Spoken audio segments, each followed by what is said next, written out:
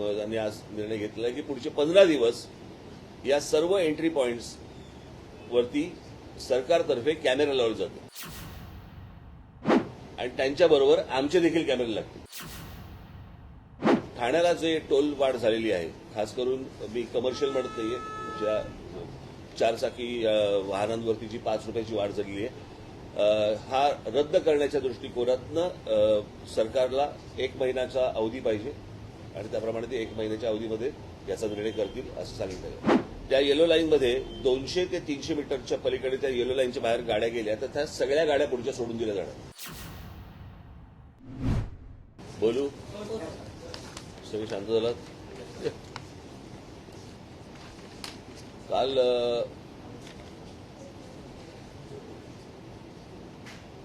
सह्याद्रीला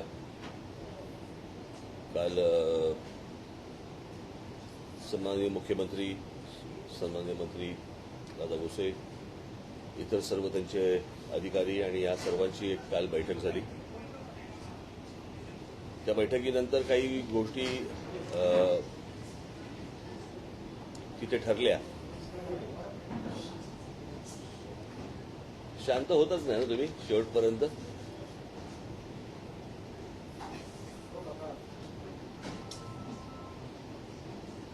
तू खाली बस रे, आता एका ठिकाणी कुठेतरी राहता.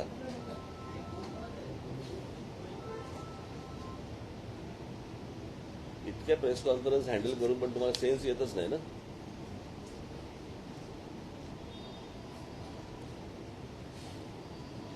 काल तिथे सगळ्या काही गोष्टी ठरल्या, परंतु त्या लेखी स्वरूपामध्ये या काही तिथे आल्या नव्हत्या. आणि मग तिथे असं ठरलं की उद्या म्हणजे आज अशी एक बैठक घेऊन त्या सगळ्या लेखी स्वरूपामध्ये तुमच्यासमोर गोष्टी आणाव्यात. मी थोडीशी पार्श्वभूमी तुम्हाला एवढ्यासाठी देतोय मुद्दामून का हा मुळात विषय. मी काल 9 वर्षानंतर मी या विषयासाठी सह्याद्रीमध्ये अतिथीगृहामध्ये मी गेलो. मी जेव्हा 9 वर्षापूर्वी गेलो होतो त्यावेळेला तिथे पृथ्वीराज चव्हाण होते मुख्यमंत्री, आणि त्यावेळेला माझ्यामध्ये मी चुकत नसेल छगन भुजबळ होते, पीडब्ल्यूडीचे छगन भुजबळ होते. त्याला काही गोष्टी ठरल्या, त्या सुरू झाल्या. मग त्याच्यानंतर पुढे काही परत त्याच वेळेला मला समजलं होतं की साधारणपणे या टोलच्या संदर्भामधली जी काही अॅग्रीमेंट्स आहेत, सरकारने केलेली अॅग्रीमेंट्स आहेत, ती 2026ला संपतायत. त्याच्यामुळे ती काय माझ्यासाठी नवीन गोष्ट नव्हती, परंतु त्याच्यामध्ये कोणत्या कोणत्या प्रकारच्या सुधारणा व्हायला पाहिजे होत्या किंवा व्हायला पाहिजेत ह्या ज्या मी सूचना केल्या होत्या. कारण त्यातली काही जी 2000 साली जी काही अॅग्रीमेंट झाली होती त्या अॅग्रीमेंटमध्ये देखील काही चुकीच्या गोष्टी आहेत, त्या देखील त्यावेळेला सांगितल्या गेल्या होत्या, आजही या सरकारला सांगितल्या गेलेल्या आहेत. परंतु ती सगळी अॅग्रीमेंट्स ही सगळी बँकांबरोबर झालेली असल्यामुळे त्याच्यामुळे आता 2026 पर्यंत तुम्हाला काही करता येत नाही. पण त्याच्यामध्ये कोणकोणत्या सूचना किंवा सुधारणा या गोष्टी व्हायला पाहिजे होत्या, ज्या झाल्या नाही किंवा थांबल्या गेल्या, पुढे काही होऊ शकलं नाही. आणि मग पुन्हा तो 9 वर्षानंतर विषय परत ऐरणीवरती आला. तो ऐरणीवरती येण्याचं कारण म्हणजे ठाण्यामधल्या 5 ज्या एंट्री पॉइंट्स आहेत तिथे पैसे वाढवले गेले आणि आमचा अविनाश जाधव आणि आमचे सर्व सहकारी तिकडे उपोषणाला बसले आणि परत तो विषय टोलचा ऐरणीवरती आला. त्यास तुम्हाला आठवत असेल तर मी तिकडे गेलो, अविनाशला मी ते उपोषण सोडायला सांगितलं आणि सोडायला सांगितल्यानंतर मी पत्रकारांशी आपल्याशी सगळ्यांशी बोललो की या संदर्भामध्ये मी 2 दिवसात मुख्यमंत्र्यांशी बोलेन. नेमकं त्याच वेळेला महाराष्ट्र राज्याचे उपमुख्यमंत्री देवेंद्रजी फडणवीस यांनी एक स्टेटमेंट केलं की महाराष्ट्रामध्ये कोणत्याही टोलवरती 4 वाहनांना 3 वाहनांना टोलच नाहीये. आता हे अशा प्रकारचं स्टेटमेंट त्यांच्याकडनं आल्यानंतर सगळ्या ठिकाणी चलबिचल सुरू झाली की म्हणजे आजपर्यंत आम्हाला फसवलं गेलं की काय, की सरकार म्हणते की आम्ही टोल वसूलच करत नाही आहोत, म्हणजे सरकारकडे पैसे जात नाहीयेत, फक्त जे टोल वसूल करतात त्यांच्याकडेच पैसे जातात की काय. याच्यानंतर काही ठिकाणी आंदोलनं झाली आणि वगैरे काही गोष्टी झाल्या. त्या दरम्यान माझं मुख्यमंत्र्यांशी बोलणं झालं आणि कालची वेळ ठरली त्याप्रमाणे आम्ही तिकडे गेलो. परंतु ते नंतर कळलं की ते काय स्टेटमेंट होतं फडणवीसांचं, या टोलच्या संदर्भात हां मुंबईचे एंट्री पॉइंट्स, त्याच्यासोबतच मुंबई पुणे एक्सप्रेस हायवे यासाठी त्या काळामध्ये एक समिती नियुक्त करण्यात आली होती. हे वगळून त्या काळामध्ये इतर टोलच्या संदर्भात तो निर्णय झालेला होता. आता विषय असा आहे की MSRDC, PWD आणि इतर काही जे टोल नाके आहेत याच्यावरती हे आता हे एंट्री पॉइंट आणि एक्सप्रेसवे हे जर सोडलं तर बाकीच्या ठिकाणच्या टोल नाक्यांवरती ह्या 4 चाक्यांना मुभा आहे का टोल न भरण्याचं हे देखील आपल्याला चेक करायला लागेल. या सगळ्या गोष्टी त्याच्यावरती उपमुख्यमंत्री बोलले. आज आमचं इथे जे बोलणं झालंय त्याच्याप्रमाणे कोणकोणत्या गोष्टींच्या सुधारणा या सगळ्या टोल नाक्यांवरती व्हायला पाहिजेत. मला असं वाटतं इथे ते त्याची ते म्हैसकर आणि ते इतकी मंडळी पण इथे आली होती. टोल हा जर समजा तुम्ही घेणार असाल तर लोकांना कोणकोणत्या प्रकारचे तुम्ही तिकडे फॅसिलिटीज, सोयी सुविधा तुम्ही दिल्या पाहिजेत या संदर्भामध्ये अॅग्रीमेंटमध्येच काही गोष्टी दिलेल्या आहेत ज्याची अंमलबजावणी झाली गेली नाही. मला असं वाटतं मी एक एक विषय तुमच्यासमोर वाचतो. त्याप्रमाणे पुढचे 15 दिवस ज्याला आपण अकाउंटेबिलिटी म्हणतो की साधारणपणे दर दिवसाला वाहन संख्या वाढते आपल्याकडे प्रत्येक शहरांमध्ये. आणि ही वाहन संख्या किती वाढते हे मला स्वतः आरटीओला माहिती आहे, परंतु वाहन संख्या टोल नाक्यावरनं किती जातात याचा काही आकडा उपलब्ध नाही आणि तेही काही सांगत नाही. त्याच्यामुळे काल सरकारने, मंत्री महोदयांनी आज निर्णय घेतला की पुढचे 15 दिवस या सर्व एंट्री पॉइंट्स वरती सरकारतर्फे कॅमेरा लावले जाते आणि त्यांच्याबरोबर आमचे देखील कॅमेरे लागतील पक्षाचे, की जेणेकरून किती गाड्यांची ये जा होते आहे या गाड्या मोजल्या जातील. कारण दर दिवशी जर समजा गाड्यांची संख्या वाढते आहे, बरोबर आहे, त्याच्यात हे टोल पण वाढवणार आणि गाड्यांची संख्याही वाढणार. म्हणजे हे किती काळ चालू राहणार हे एकदा आपल्याला समजा नागरिक म्हणून आपल्याला कळलं पाहिजे, बरोबर आहे. त्याच्यामुळे ही व्हिडिओग्राफी उद्यापासून सुरू होईल, बरोबर. करारात नमूद केलेल्या सर्व सोयी सुविधा म्हणजे स्वच्छ प्रसाधनगृह पुरुषांसाठी आणि महिलांसाठी, स्वच्छ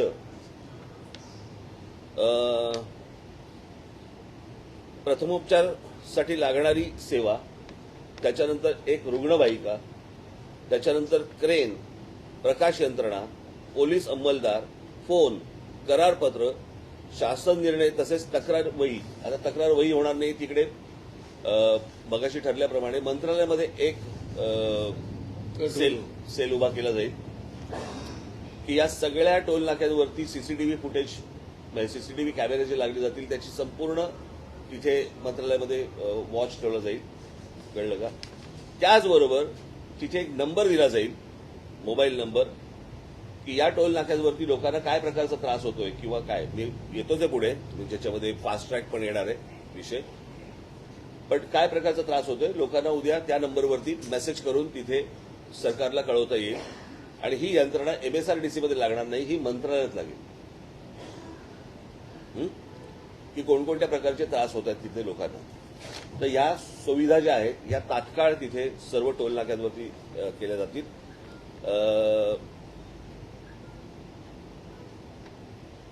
त्याच्यानंतर करारातील नमूद सर्व उड्डाण पूल, भुयारी मार्ग यांचे डिटेल स्ट्रक्चरल ऑडिट केलं जाईल, बरोबर आहे.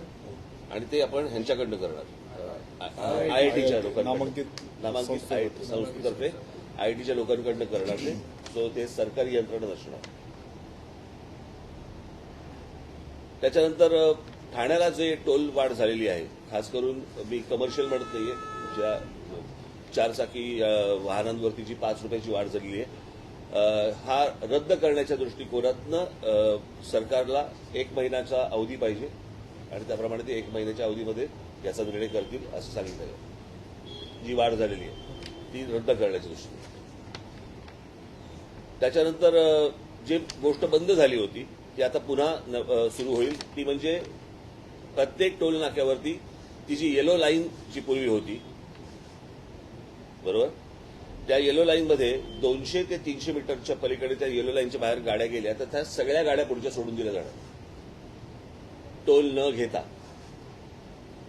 येलो लाईनच्या पुढच्या सगळ्या गाड्या सोडून दिल्या जाणार. 4 मिनिटाच्या पलीकडे एकही गाडी टोल नाक्यावरती थांबणार नाही.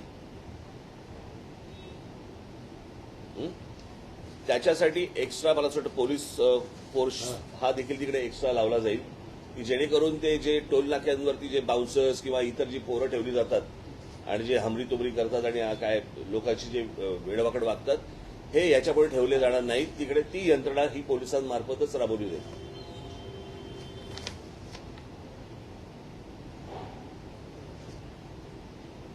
त्याच्यानंतर ती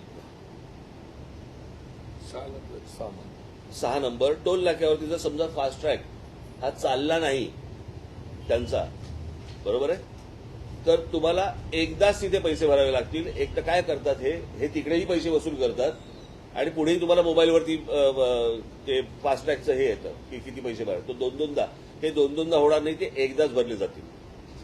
आणि हे जर समजा दोन-दोनदा भरले गेले तर तुमच्याकडे कंप्लेंटचा जे नंबर दिलेला आहे त्याच्यावर तुम्ही इमिजिएटली ही कंप्लेंट करू शकता. हा, त्याच्यानंतर मोठ्या प्रमाणात कितीचं टेंडर आहे, कितीचा टोल आहे, म्हणजे टोल आकडा किती आहे, काय 1000 कोटी असेल तो आकडा दिला जाईल. रोजचे वसूल किती होत आहेत आणि आता उरलेत किती,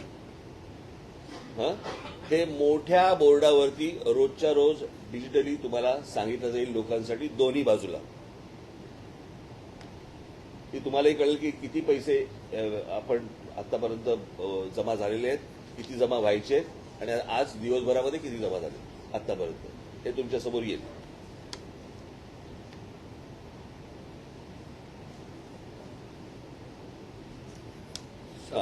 त्याच्यानंतर आनंदनगर टोल नाका ठाण्याचा, ज्याच्यात या सगळ्या गोष्टी सुरू झाल्या. आता ठाण्याच्या लोकांना आनंदनगर टोल नाका क्रॉस करून परत जर समजा ऐरोलीच्या टोल नाक्यावरती असायचं, दोनदा टोल भरायला लागतो. तो टोल एकदाच भरवला जाईल, एक तर आनंदनगर किंवा ऐरोली. याच्यासाठी त्यांना 15 दिवसामध्ये या प्रकारचा ते शासन निर्णय घेईल. एक महिन्याच्या शासन निर्णय घेईल. सर्वेक्षण करणार काय, त्याचंही सर्वेक्षण करणार की ठाण्यावरून मुळात किती गाड्या जात आहेत ते. 7 नंबर.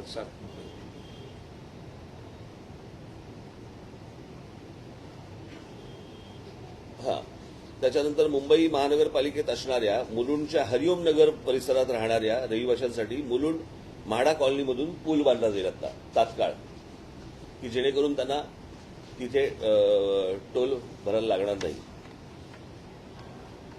त्याच्यानंतर संपूर्ण महाराष्ट्रामध्ये आता काय झालंय, महाराष्ट्रामध्ये जे रस्ते आहेत, मगाशीच आमचं बोलणं चालू होतं की महाराष्ट्र सोडला आणि इतर राज्यात गेलो की आपल्याला गुळगुळीत रस्ते मिळतात. तर महाराष्ट्राने काय घोडं मारले, महाराष्ट्रामध्ये आल्यावरती अशा प्रकारची गोष्ट का होते.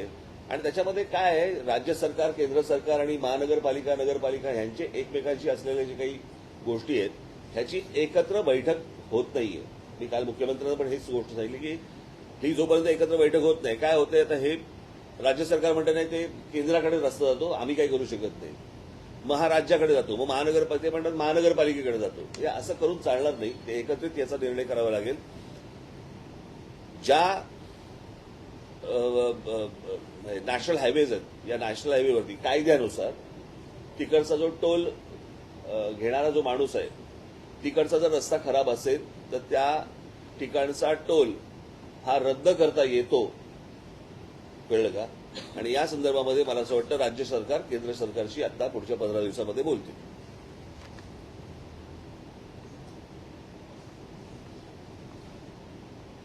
त्याच्यानंतर सार्वजनिक बांधकाम विभागाचे 29 व महाराष्ट्र राज्य रस्ते विकास महामंडळाचे 15 जुने टोल बंद करण्याच्या दृष्टिकोनातून 15 दिवसामध्ये मुख्यमंत्री निर्णय घेतील. सार्वजनिक बांधकाम विभागाचे 29 हे मागणी आहे तुमची. हो, आपली मागणी आहे. हो बरोबर आहे, मागणी आहे, बरोबर आहे. परंतु त्याच्या संदर्भातच काल मुख्यमंत्री बोललेत की 1 महिन्याच्या आत तुम्हाला मी त्याचा निर्णय सांगतो. आणि महाराष्ट्र राज्य रस्ते विकास महामंडळाचे 15 जुने टोल आहेत. जुने टोल आहेत.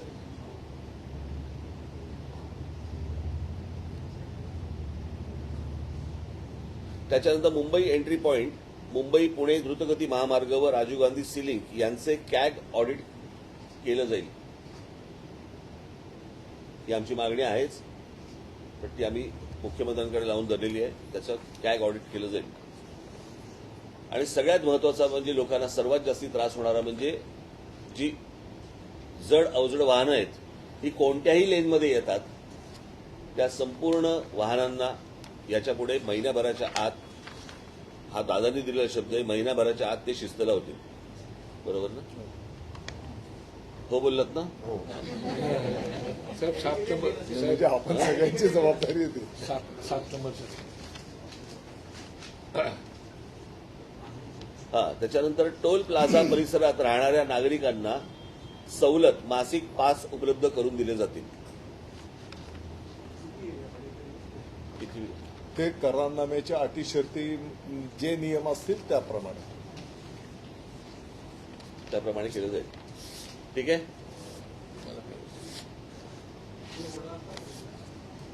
तुम्ही काय विचारणार असाल तर बोलतील. बोलतील ना. असा विषय यामध्ये व्हाईट पेपर का आणला जातो? एंट्री पॉईंटचा मुद्दा वर्षानुवर्ष 2015 मध्ये देखील एंट्री पॉईंट बंद होणार. पूर्ण निर्णय घेतला जुलैला आम्ही अहवाल आणू असं म्हटलं गेलं, पण अहवाल आला पण त्यानंतर एंट्री पॉईंट 27 नंतर पण सुरू राहणार, MMRD घेणार. तर विषय असा आहे की 2,500 कोटींच्या कॉन्ट्रॅक्टसाठी किती वर्ष वसुली होणार? व्हिडिओग्राफी आपण करताय, पण याचं नाही, मी मगाशी आमचं तेच बोलणं झालं. मी मला असं वाटतं परवा दिवशी पण मी हेच म्हटलं. प्रश्न असा आहे की राज्य म्हटलं, राज्याला रेव्हेन्यू लागतो, कळलं का? राज्य चालवायला हे काही न समजणे इतके काही दुधखोळ नाही होत. प्रत्येकाला माहिती आहे की राज्य चालवायचं असेल तुम्हाला रेव्हेन्यू लागतो. पण हा रेव्हेन्यू कलेक्ट होत असताना जो फ्युएलमधनं पण होतोय, तुमच्या इतर टॅक्समधनं पण होतोय, रोड टॅक्समधनं होतोय, तुम्ही गाडी परचेस करताना पण होतोय, त्याच्यानंतर टोलवरती पण होतोय, हे सगळं जातंय कुठे? मगाशी मी दादाची हाच विषय बोलत होतो की प्रत्येकाला असं वाटतं की अरे माझ्याकडचे रस्ते खराब आहेत, मी पैसे तर भरतोय या सगळ्या गोष्टीत, तर मला रिटर्नमध्ये काय मला मिळतंय?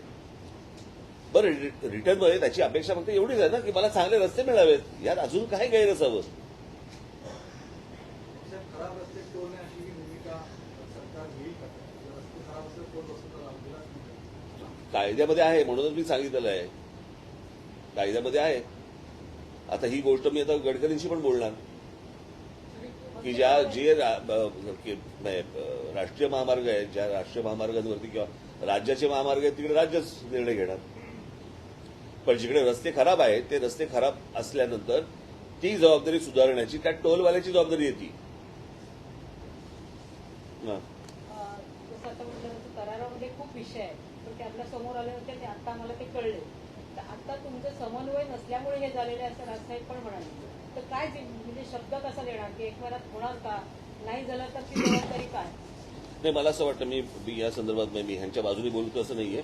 मला असं वाटतं राज्य सरकारच्या अखत्यारीमधल्या ज्या गोष्टी आहेत, मला असं वाटतं याच्या बाबतीत हे निर्णय करू शकतात. समन्वयासाठी कोणी व्यक्ती नाही. समन्वयासाठी नाही, आता मलाच फोन करायला लागेल. त्याच्यामुळे झाले समन्वयासाठी कोणी असणार नाही. जबाबदारी कोण? आज तुम्ही आलाय, पण हे सगळं करारात असताना झालं नाहीये. केंद्राचं वेगळं, राज्याचं वेगळं, त्यात कुठेच समन्वय नाही. तर आमचा तर आम्हाला जो त्रास होतो त्याचा विषय, तर त्याची शाश्वती काय? काल माननीय मुख्यमंत्री महोदय एकनाथजी शिंदे साहेबांच्या उपस्थितीमध्ये आदरणीय राज ठाकरे साहेबांच्या शिष्टमंडळाशी काल सविस्तर चर्चा झालेली आणि त्यामध्ये अनेक मुद्द्यांवर कालही चर्चा संपन्न झाली आणि त्याचाच एक भाग म्हणून आज सकाळी 8 वाजता बैठक घेण्याचा आणि प्रत्येक मुद्द्यावर चर्चा करून निर्णय करण्याचं ठरलं होतं. माननीय राज साहेबांनी जे काही मुद्दे आपल्या समोर ठेवलेले आहेत, काही मुद्द्यांची अंमलबजावणी आम्ही आजपासूनच त्या कामाला लागणार. काही मुद्द्यांच्यासाठी 1 महिन्याचा अवधी, कारण काही संख्या किंवा आपण आता जसा मुद्दा उपस्थित केला त्या अटी शर्ती करारनाम्यातल्या ज्या ज्या काही आहेत, निश्चितपणे त्याची अंमलबजावणी करणं ही आमची पण जबाबदारी आहे आणि ती आम्ही निश्चितपणे करणार. मला वाटतं की एक सकारात्मक भूमिका माननीय मुख्यमंत्री महोदयांची या सर्व संदर्भामध्ये आहे. काल राजसाहेबांशी पण बोलताना त्यांनी बिलकुल म्हणजे कोणाला पाठीशी घालण्याचा काही याच्यामध्ये विषय नाही. आपण जेव्हा टोल देतो तर साहजिक आहे की त्या सुविधा पण आपल्याला मिळायला पाहिजे, ही भावना असणं काही गैर नाही. आणि म्हणून आता एंट्री पॉईंटच्या सोबतच राज्यव्यापी पण चर्चा त्या ठिकाणी झालेली आहे. ताबडतोबीने आम्ही या विषयांवर मार्गक्रमण करणार.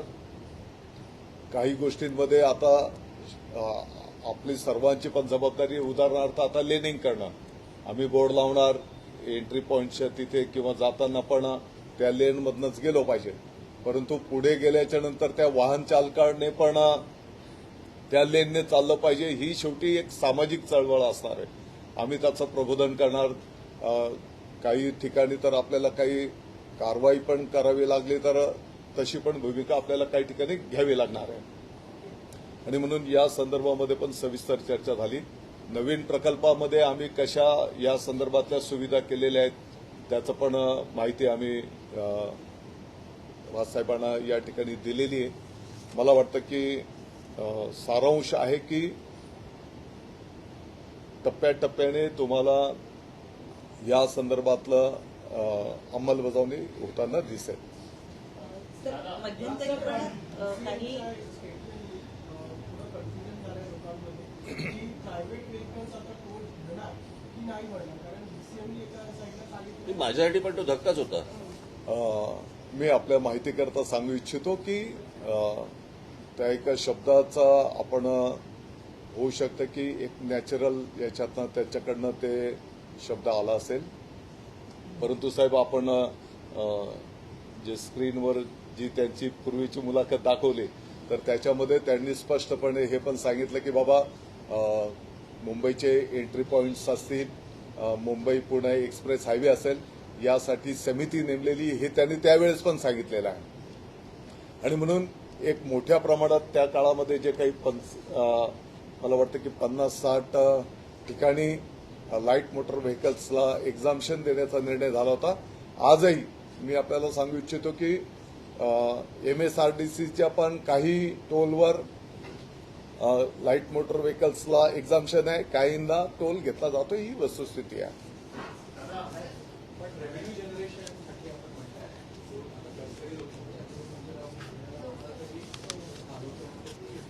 टोल बंद होणार, टोल बंद होण्याचा विषय नाहीये, पण वर्षानुवर्ष आपण त्याची वसुली करतो. जे ब्रिजेस बांधले, काही ब्रिजेस तर बांधले गेले त्याचे पैसे घेतले गेले, उदाहरणार्थ पेडर रोडसाठी. या सगळ्या गोष्टी ज्या आहेत त्याच्यावर प्रश्न सुद्धा होतो, त्याच्यावर सरकार उत्तर देणार का, त्याचा काही वाईट पेपर येईल का? मला वाटतं की या सर्व गोष्टींचं प्रारूप 2002 पासून आणि नंतरचा करारनामा 2010 मध्ये, तर त्या काळामध्ये या सर्व गोष्टींचा अभ्यास करूनच निर्णय केला गेलेला आहे. कालच्या चर्चेमध्ये हे पण समोर आलं की अनेक तक्रारदारांनी या संदर्भामध्ये माननीय न्यायालयात, अगदी माननीय सर्वोच्च न्यायालयापर्यंत पण विषय गेले आणि त्याच्यामध्ये पण न्यायनिवाडा त्या ठिकाणी झालेला आहे. आपण काही याच्यामध्ये काही नकारात्मक न घेता ज्या सूचना आहेत शेवटी नागरिकांच्या सोयीसुविधांच्यासाठी आणि ते पैसे देतात तर त्या सुविधा त्यांना मिळायलाच पाहिजे. यामध्ये कोणाचं दुमत असण्याचं काही कारण नाही. कदाचित त्या काही गोष्टी अपूर्ण राहिल्या असेल तर त्या आम्ही ताबडतोबीने पूर्ण करण्याचं मार्गक्रमण करू. यातला एक महत्वाचा मुद्दा आहे तो स्वच्छता गृहांचा. त्याला जोडून माझा प्रश्न असा आहे की राज्यातले काही टोल नाके असेल की जे ऑपरेट करणाऱ्या ऑपरेटर्सकडून स्थानिक गुंडांना तिथे वसुलीसाठी ठेवण्यात आलेलं आहे. विशेषतः शिवापूर, सातारा, ठाणे, नवी मुंबई अशा भागामध्ये या कॉन्ट्रॅक्टर्सकडून स्थानिक गुंड जे छोटे मोठे गुन्हेगारी करतात त्यांना आपल्याकडे कामावर ठेवलेलं आहे आणि ते सर्वसामान्य नागरिकांची पहिली भाषा दादागिरीची करतात. पहिली गोष्ट तर काय केलं जाणार, सर्व त्यांचा तपास केला जाणार आहे का त्यांना आपल्या सेवेत घेताना त्यांच्या ट्रॅक रेकॉर्ड? सर्व टोल्सवाल्यांना आम्ही सूचना करू की त्यांनी नागरिकांशी वागताना सौजन्याने सन्मानजनक वागलं पाहिजे. अशा प्रकारच्या स्पष्ट सूचना दिल्या जातील. आपल्या ज्या काही सूचना आहेत या संदर्भामध्ये जिथे कुठे असा प्रकार झालेला असेल तर ताबडतोबीने चौकशी करून कारवाई करू. एक मिनिट. मला असं वाटतं ही अत्यंत उत्तम सूचना आता त्यांनी केलेली आहे कोचरेकरांनी. आणि मला असं वाटतं ते बंद करून टाकू. मला असं वाटतं दादा ज्या टोल नाक्यांवरती जी लोक बसलेली आहेत त्यांची मला असं वाटतं बॅकग्राऊंड तपासणं गरजेचं आहे आणि ती बॅकग्राऊंड तपासूनच त्यांना टोल नाक्यावरती बसवलं जाईल असं मला असं वाटतं तुम्ही सांगणं आवश्यक आहे. बिलकुल. जे कर्मचारी नियुक्त केले जातील त्यांना चौकशी करून त्यांचं बॅकग्राऊंड तपासूनच त्यांना कामावर घ्यावं असे आदेश दिले जातील. सौजन्याने वाहनाचं ट्रेनिंग दिलं पाहिजे. सर, आणखी एक महत्वाचा मुद्दा की हे जे बहुतेक जे रस्ते आहेत या जेव्हा कॉन्ट्रॅक्ट तयार झाला असेल तेव्हा तिथे किती स्वच्छतागृह असेल याची पण एखादी आकडेवारी त्याच वेळेला तयार झालेली असेल. कालपासून जेव्हा तुम्ही आढावा घेता किती स्वच्छतागृह आहेत आणि किती असली पाहिजे याची काही आकडेवारी आहे का? कारण अजूनही टोल वसूलला जातो, विशेषतः महिलांसाठी स्वच्छतागृह कुठल्याच रस्त्यांवर नसतात. ताई, आम्ही या संदर्भामध्ये पण आता चर्चा केलेली आहे. स्वच्छतागृह आणि ते पण स्वच्छ असले पाहिजे हे सूचना केली गेलेली आहे. त्याला थोडंसं आपल्याला जागेचं पण लोकेशन वगैरे जिथे उपलब्ध आहेत तिथे केलेलंच आहे. कमी अधिक असतील परंतु आपल्याला अपेक्षित त्या सोयी सुविधा तुम्हाला महिन्याभराच्या आत दिसून येतील. एकच मिनिट.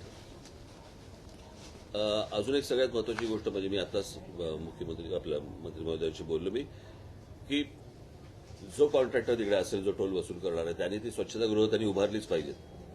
बरोबर आहे. पण आम्ही आमच्याकडनं प्रत्येक टोल नाक्याला आता ह्या खास करून या एंट्री पॉईंट्सना कळलं का आणि मुंबई पुणे एक्सप्रेस हायवेला आणि कुठे जेवढं जेवढं शक्य होईल तसं असं प्रत्येक एंट्री पॉईंटला आम्ही जाताना आणि येताना अशी दोन आम्ही काय म्हणतो स्वच्छतागृह आम्ही कंटेनरमधनं साधारणपणे महिलांसाठी 10 आणि पुरुषांसाठी 10 असं एका बाजूला, दुसऱ्या बाजूला पुरुषांसाठी 10 आणि महिलांसाठी 10 असं हे आमच्यातर्फे आम्ही देणार आहोत.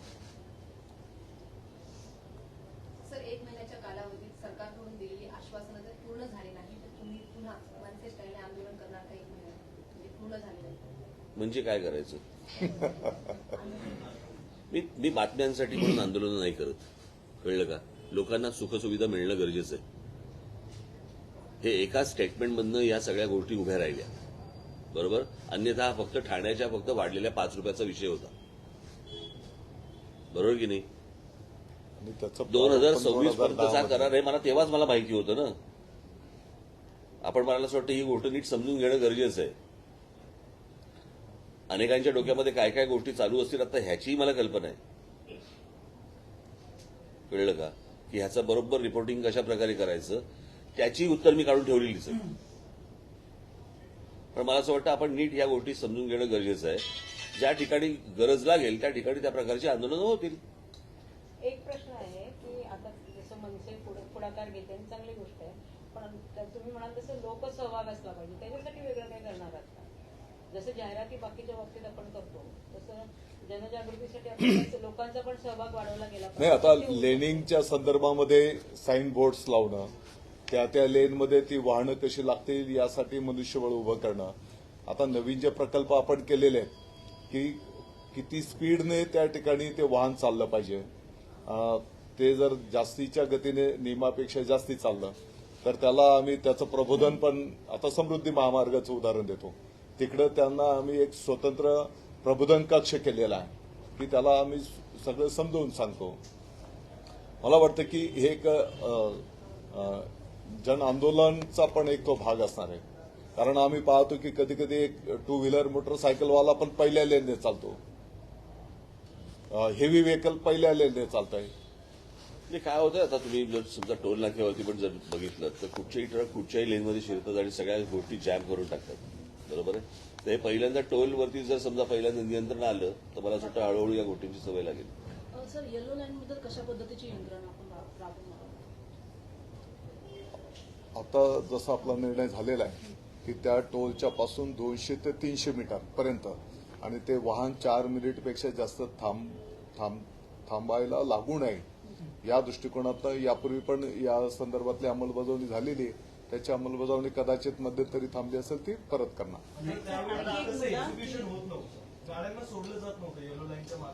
काही दिवस काल माननीय मुख्यमंत्री महोदयांनी या संदर्भामध्ये स्पष्टपणे सूचना आदेश दिलेले आहेत.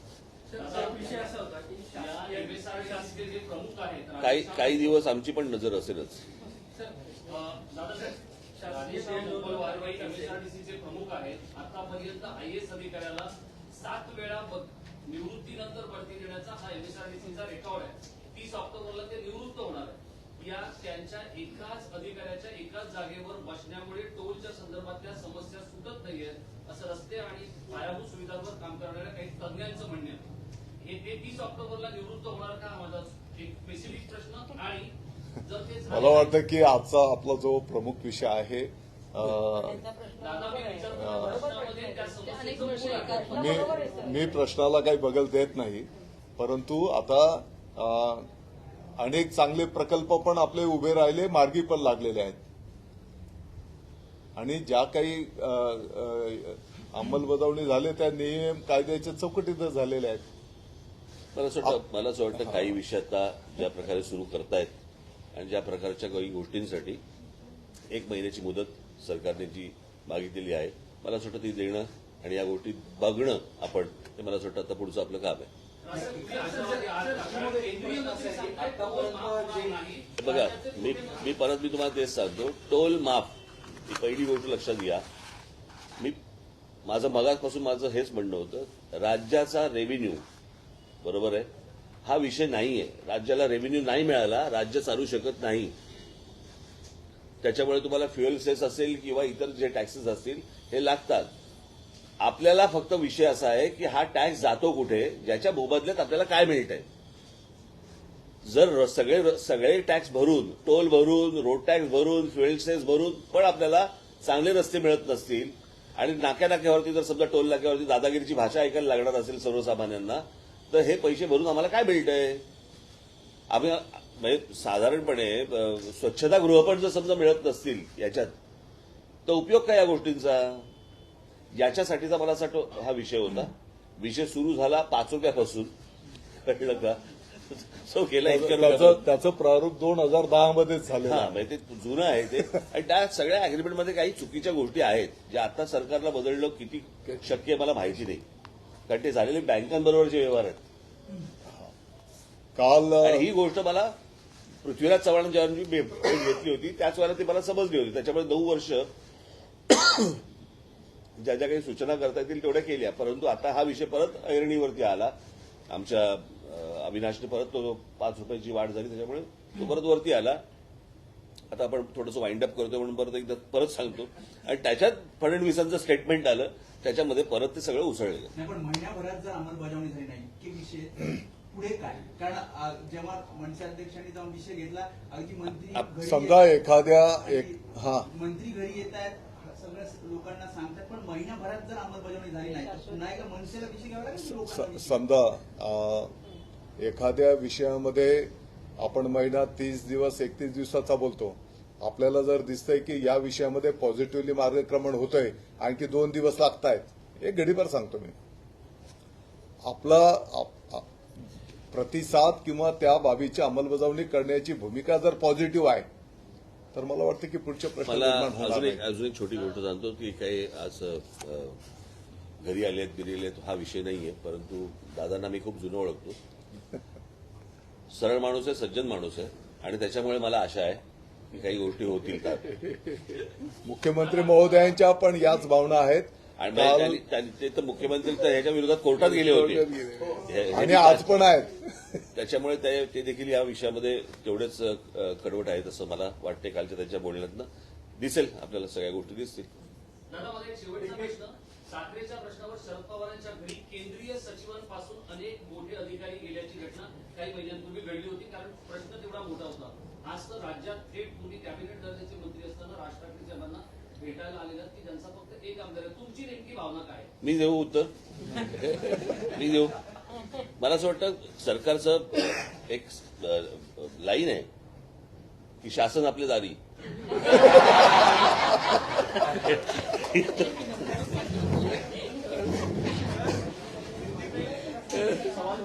मी हिंदीमध्ये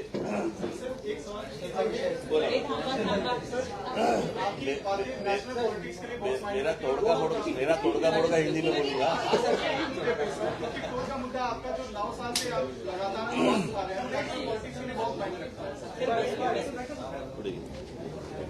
thank you so much sir. आपकी मुख्यमंत्री से बड़ी मुलाकात हुई है। पिछले 9 सालों से आप टोल को लेकर महाराष्ट्र और मुंबई के लगातार आवाज उठा रहे हैं। आपकी पार्टी भी अलग तरीके से हमेशा से आंदोलन करती रही है। क्या निष्कर्ष निकला है सर? महाराष्ट्र के कैबिनेट मंत्री भी आज आपके घर पर आए थे, बैठक हुई है, क्या पॉइंट्स पर जो है चर्चा हुई है और क्या निष्कर्ष निकला है? नहीं, मुझे लगता है कि जो पॉइंट्स निकाले हम लोगों ने वो मैं पर्ची आपके पास दे दूंगा, वो आप हिंदी में ट्रांसलेट करके आप लोगों को बता देना। लेकिन ये 9 साल से ये मुद्दा हम लोग उठा रहे हैं। 9 साल हुए, उसके पहले हम लोग श्री पृथ्वीराज चौहान जब चीफ मिनिस्टर थे उनके पास हम लोग गए थे।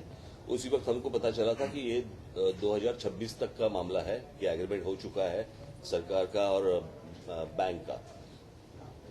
बात यह है कि लोग पैसे भर रहे हैं, टोल भर रहे हैं, फ्यूल पे सेस भर रहे हैं, रोड टैक्स भर रहे हैं, व्हीकल टैक्स भर रहे हैं, सब कुछ भर रहे हैं। उसके बावजूद लोगों को जो जिस तरह की फैसिलिटीज मिलनी चाहिए वो मिल नहीं रही है, बराबर है।